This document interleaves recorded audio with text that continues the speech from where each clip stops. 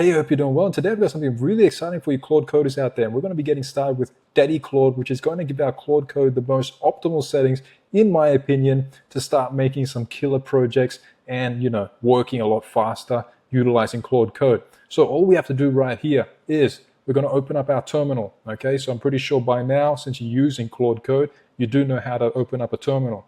Now, from here, I just have made a simple npx command. So it's just npx daddy-claude. We're going to press enter, and you'll see on the left right here, everything is going to be populated directly into our .claude folder. Okay, so into our actual installation folder, and you'll see everything load up and be actually placed in here for us as well. So let's just send that off. There we go. We get the big daddy logo at the start, and everything is done. We are already set up. We are at the most optimal settings for Claude Code. Again, in my opinion, okay? But I get a lot of good results with this. I do a lot of testing, a load of testing, okay? And I'm really, really enjoying this whole setup. So you can see on the left right here, we do have that claude.md file as well, okay? Which is our guidelines, our rules file for Claude Code. We have 7 commands that have been populated in here as well. We have 4 hooks, well actually 3 hooks. So we have the BAM shell script that I've made here, the context warning, and the play notification as well, just with the notification sound, which is just a very small little MP3 file, 62 kilobytes, you'll be all right with that. And we are essentially already set and ready to go. Oh yeah, and there's just one more, the settings.json. So all of the hooks have already been set up in that settings.json, so you're already set and ready to go. Now, these are going to be populated into your .claude, okay? Now, if you already have existing files in here, like your existing hooks, your existing commands, your existing Claude.md, and so on and so forth, this is going to be backing up all of those existing ones into a zip file right here. Since I didn't have any right here for the purpose of this video, there's no backups, obviously. So what this is doing as well, we're actually downloading QLTY as well, which I'll show in a sec what that is. And it's also downloading depending on our operating system, because it has different commands to actually download, depending if you're on Windows, Linux, or Mac OS. Now, we're also installing my MCP servers. Okay, so you have my personal Can You Remember for memory. We have Can You Think, which is just for extended thinking as well. And we do have Snap Happy, which is just for sharing screenshots back to the Claude conversation. Right here, you can see, obviously, like I mentioned before, I didn't have any existing files to back up, but normally you would have a backup as well. We do have our configuration files, so we've got 2 of 2 installed, which is just settings in the claude.md. Our / command, so we've got 7 of those. Hooks and scripts, we've got 4. And we are set and ready to go, ready to rock and roll and make some killer projects with Claude Code. But if we want to take it just a little bit further, we just want to make and automate this even more, we can do that. So I'm just going to clear that right here. I'm going to do another nps command. In this case, it's going to be kens-webapps. And then after that, we just want to add a project name. So again, I'll probably just use tester for this case, and we can start that as well. And that's going to be grabbing everything from npm and placing it onto our machine. This is going to build a foundation for an optimal web app. Okay, so it's a whole scaffold of a web app with the most optimal settings and everything that you need to get started. So you can see in this case, we're using TypeScript, okay, for the programming language. We have Tailwind CSS for the styling. We've got Vitess for the testing, and we have Git repository, which is just going to initialize. Now in this case, all we have to do is just press enter. This is the package manager. So if you do want to use a different one and you are familiar with it or whatever, you can choose a different one just by using the up and down arrows. We're just going to use npm, and then we're just confirming the project. So this is just a next.js project. We have TypeScript, everything like I just mentioned before. We press yes again, and there we go. And everything's going to be installed, all the dependencies, everything that we need to get started, just like that. Okay, so we really are not even doing anything yet. We haven't even spoken to Claude, and yet we have everything already set up and ready to go. Now, coming back over here, I'll just show you where this is actually being populated in my case. So I just have a little folder here, and this is it right here, okay? So we can see all the files, pretty much nearly everything is already here, already being populated, okay? So everything is already set and ready to go. We'll just wait for this. There's a few more. We've got our node modules folder just popped up now as well. And boom, there we go. Everything is done, and we're good to go. From here, As we can see as well, we have no vulnerabilities. Okay, so because I've already double checked everything, making sure that everything is perfect, no, deprecations, things like that. Our Git repository is initialized, so that's good to go as well. And we're just ready to begin. So next step is just cd, so change directory into tester. Now that's going to be, it's dynamic, so whatever your project name is going to be changed to that actual name as well. So I'm going to do a cd tester. From here, we can just do a code space and a dot, and that's going to open up VS Code directly from the terminal. Now, if that doesn't work for you, it's because you need to download the VS Code CLI as well. Okay, so get that installed if you do want to use this command. Now, I'm just going to press enter again, and boom, there we go. We have our project up and running, ready to go for us to start, coding away, making whatever it is that we want to make.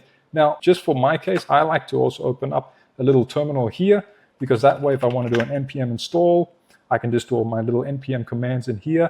I can have Claude Code on the left here, obviously. So I'm just going to clear that, launch up Claude Code here as well. We have all our commands already set and ready to go as well. So you can see all the 7 commands here are already set. We have the check, the clean, the debug, implement, improve, prompt, refactor. That's already set, ready to go. Now, when you're using the commands as well, for instance, if I wanted to use, let's just say, implement, all right? I would go over that actual and highlight that actual one, and then I would tab, and that will actually allow me to, add a prompt with that actual command as well. So from here, this is where I could say, create a dashboard with Apple Vision Pro theme, have a sidebar on the left with a hide, show, toggle, animated, I'll say hover animations on the buttons with ease in and out, following best WCAG practice, something like that, okay?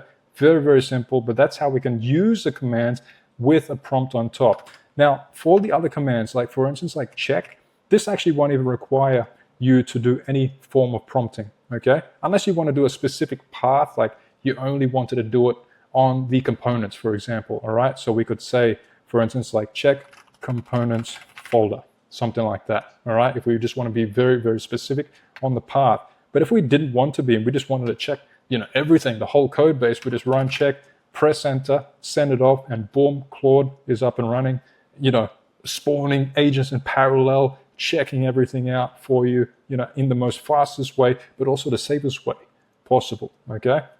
So we can obviously do that as well.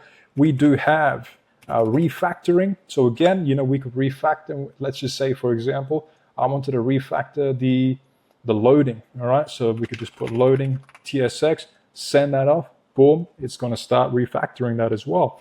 Very, very simple to use, okay? Very, very simple. Now, for the shell scripts as well, I'll just describe these because we're actually going to be utilizing QLTY, which I want to show you as well. So every time you make a new project, you're going to come down here. Since QLTY is already installed in your system via daddy-claude, okay, via the npx command that we first did, all we have to do is just come into our project. We open up the terminal over here, and we just do a QLTY init, okay, which is just going to initialize QLTY into our project, into our code base right here. So I'm just going to press enter, and boom, there you go. We now have QLTY set and ready to go right here as well. Now, just to give you a little look as to what QLTY even is, we'll jump over here to the repository, and this is the repo right here. So we have universal linting, we have auto formatting, maintainability, security scanning, on all that crap, okay? But coming down here, this is what we're going to be doing. So we just did that QLTY init, okay, which is initializing QLTY into our project. Then we're also doing these commands right here, okay?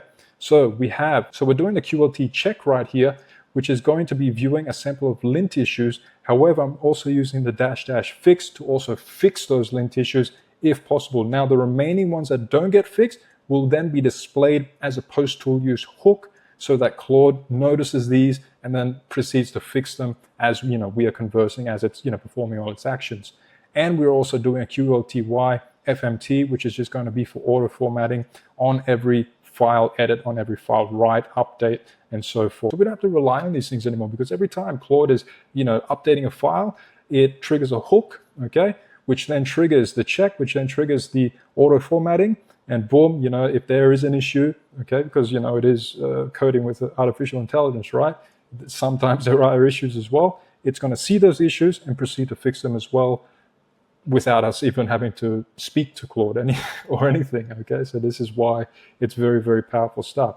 Now, I also have QLTY smells as well, okay? For existing projects, if you haven't really optimized your code base and you have a lot of duplicate code in your code base, because this is what smells is doing. It smells like duplication, things like that within your files, within your code, okay? Now, the reason why I have it switched off by default is because if you do have an existing project and you haven't really optimized things and you haven't, removed a lot of duplicate code, you're going to get a load of code that Claude is going to be kind of overwhelmed with. So by default, I do switch it off. But if you are in a new project, it's really, really good and really, really powerful, because every time it makes an edit, it might see some duplicate code and say, oh, I should remove that before I proceed. Boom, it starts to remove. But now it's just little by little rather than loads and loads of duplicate code that it has to remove. So just in a few minutes, we have the optimal settings for Claude Code right here. We've got 7 commands. We've got 3 hooks here as well. We have a claude.md. We have the settings.json as well, already set up and ready to go. We have our 3 MCP servers installed as well, ready to go as well, okay? We also have, as a separate little bonus, we also have the foundation for a web app, which, we can start building whatever it is that we want to start building, okay? And we're already set and ready to rock and roll, man. Make some bloody web apps, make some money, whatever it is that we want to build. And just so that you know as well, I will be updating Daddy Claude as well. So it could be new commands, it could be new hooks, it could be, based on new updates from Claude Code as well, that I think is important to have in our settings for the most optimal setups. I will be adding more to Daddy Claude as well. So feel free to always download, check out if there is a new update and things like that. But that's going to be the end of the video. I hope you liked it. I hope it's helpful for you, and I'll see you in the next one.